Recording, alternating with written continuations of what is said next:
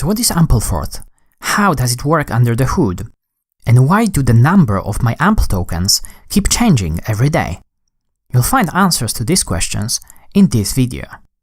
Before we start, if you're interested in learning more about decentralized finance and its underlying technology, subscribe to this channel and switch on the notification bell. Okay, so what is Ampleforth all about? Ampleforth, in essence, is a new cryptocurrency with a quite unique feature. Its supply is elastic and can change every day, while the ownership of the AMPL tokens is never diluted. Let's explain what it actually means. When it comes to money, having an elastic supply allows for printing new money or removing money from the circulation depending on the demand. Fiat currencies, such as the US dollar, are good examples of money with an elastic supply, as the Fed can decide to print more money if there is more demand for it. They can actually also decide to print it without an increase in demand, but that's another story. Bitcoin is quite the opposite. Its supply is fixed, and the only way to accommodate the increase in demand is for the price to go up. Constant price changes can be quite problematic, especially when it comes to denominating things like services, contracts, or debt. So even though elastic money supply can be quite useful to achieve price stability, it comes with a certain problem: dilution. When the Fed increases the supply of dollars by printing new money, that money is put into the circulation, diluting everyone else's proportion of the total supply of dollars, basically making them poorer. Ampleforth is non-dilutive. This is achieved by applying supply adjustments proportionally across everyone's balances. Imagine the following situation. Let's say the Fed prints an extra 5% of the total supply of US dollars to meet an increase in demand. This extra 5% would be proportionally distributed across all the accounts holding USD. So if you had $1,000 in your bank account, after the supply change, you would end up with $1,050. That scenario would make the US dollar non-dilutive, as your proportion of the overall supply of dollars would remain the same after the adjustment. So to summarize this part, Bitcoin is inelastic and non-dilutive. Fiat money, such as the US dollar, is elastic but dilutive. Ampleforth is both elastic and non-dilutive. So even though the number of your AMPL tokens can change automatically, you'll always own the same proportion of the overall supply. By having this unique feature, Ampleforth tries to solve the following problems. Inelasticity problem. Fixed supply cryptocurrencies are vulnerable to sudden shocks in demand that make denominating things harder. Diversification problem. Today's cryptocurrencies are tightly correlated. AMPL's unique incentives, in theory, allow it to decouple from Bitcoin's price pattern. Let's see how this unique feature of Ampleforth can be achieved. There are three states that the Ampleforth protocol can be in.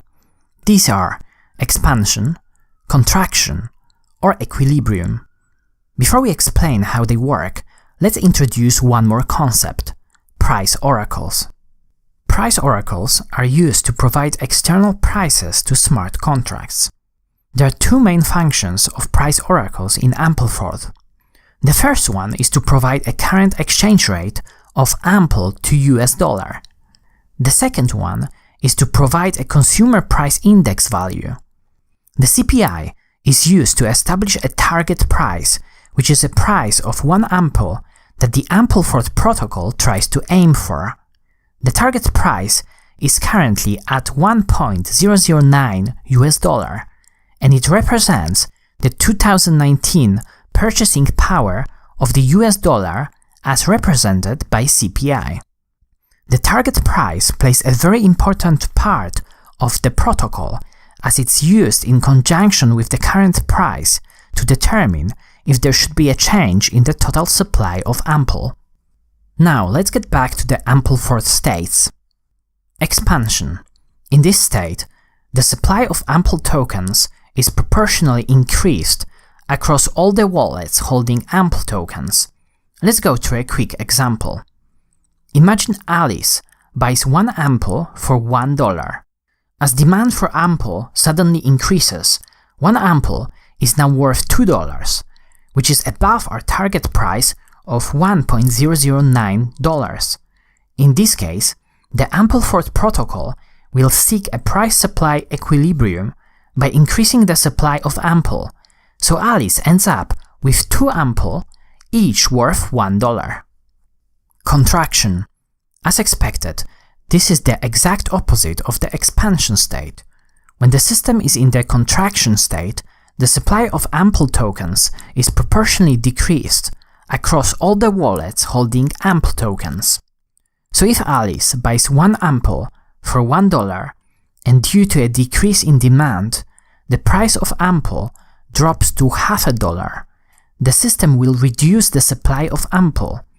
Alice ends up with 0.5 AMPL, worth $0.50, as the price of one AMPL reverts back to $1.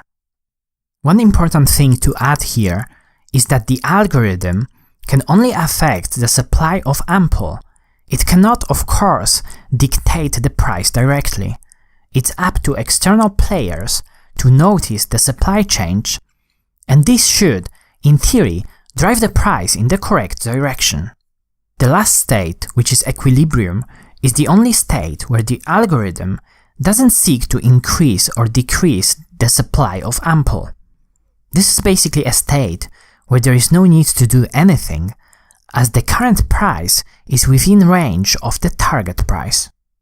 Expansion and contraction are achieved automatically by a rebase function in the protocol.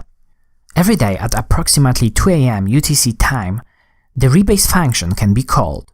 The function makes use of price oracles to get the target price and the current price of AMPL, or to be precise, a 24-hour volume-weighted average price.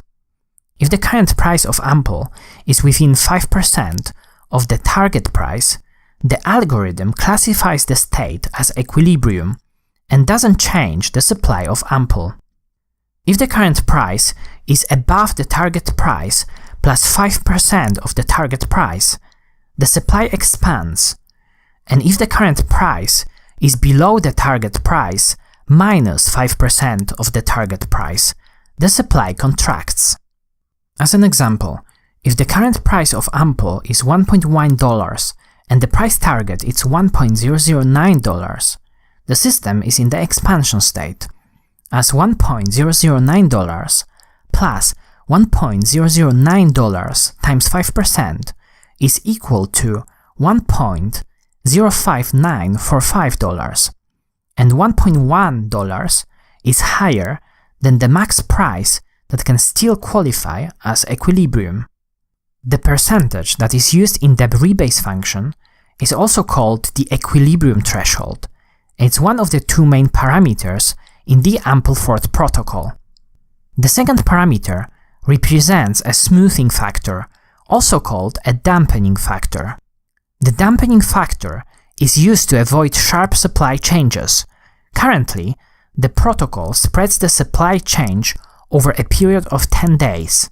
This means that if, for example, the rebase function results in a 50% expansion, that 50% would be spread over 10 days.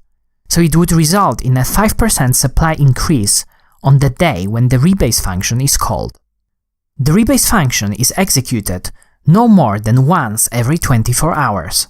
This operation is also stateless, meaning that the protocol has no memory of the previous day's supply change.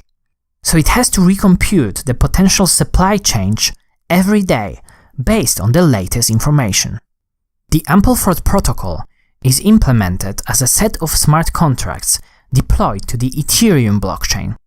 The AMPL token implements the ERC20 interface and can be easily exchanged on decentralized exchanges such as Uniswap. According to the documentation, the protocol is chain agnostic, And AMPL tokens can exist simultaneously on multiple platforms, so there is also a chance of seeing AMPL tokens on other blockchains in the future. Ampleforth, in the short term, aims at diversifying cryptocurrency portfolios by being less correlated to the price of Bitcoin compared to other cryptocurrencies. In the medium term, it aims at being used as collateral in DeFi protocols. The long-term goal for Ampleforth is to create an alternative to central bank money that is adaptable to shocks. To incentivize more on-chain liquidity, Ampleforth created an incentive program called Geyser, where the liquidity providers of the Uniswap AMPL ETH pool can stake their LP tokens on Geyser and be rewarded with extra AMPL tokens. If you're not sure what it all means, you can check out my video on liquidity pools and the link to the Ampleforth Geyser website in the description box below. When it comes to the AMPL tokens, the main thing to remember is to always look at the number of tokens in addition to the price to see the full picture of your portfolio. Ampleforth is clearly one of the most interesting projects in the cryptocurrency space right now, but we have to remember that it's still pretty much a monetary experiment that may or may not work. So what do you think about Ampleforth? Do you think it has a chance to be used as the money of the future? Comment down below. Also, check out my other videos on decentralized finance, and as always, hit the like button and subscribe to my channel for more DeFi content. Thanks for watching.